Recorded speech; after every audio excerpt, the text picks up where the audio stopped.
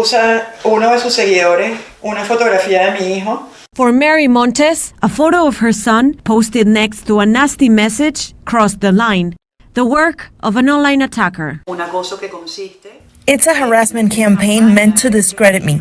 Everything he said is overtly misogynistic. Of course this affects me. It affects my reputation. It affects my family.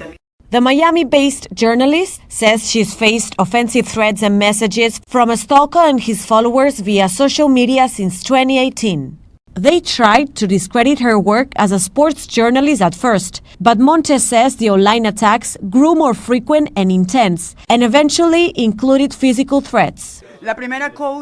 The journalist says followers of the stalker, who is in Venezuela, took photos of Montes and her family in Miami. The stalker then shared them on social media.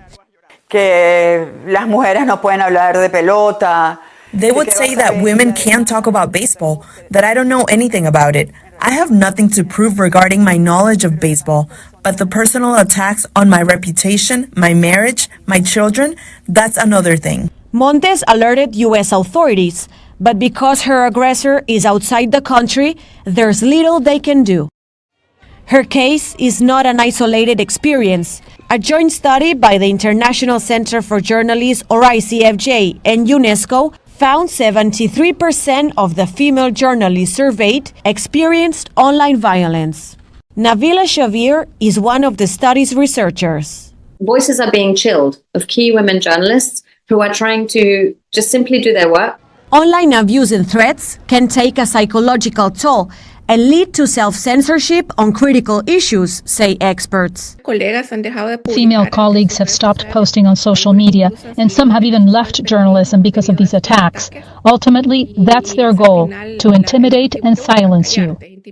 And the perpetrators of online harassment come from many sources. You have governments, you have, sort of authoritarian leaders.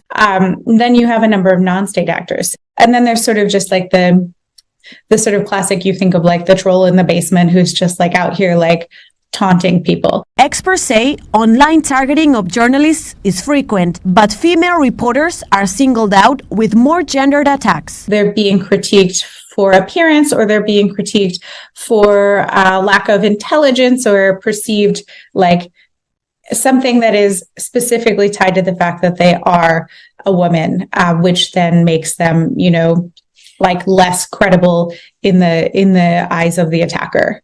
The ICFJ study found 1 in 5 female journalists reported being attacked or abused offline in cases that stemmed from earlier online harassment. Experts say measures to protect journalists and to hold those responsible accountable are urgently needed. Until then, groups like the Coalition Against Online Violence offer online tools and support. Júlia Riera, VOA News.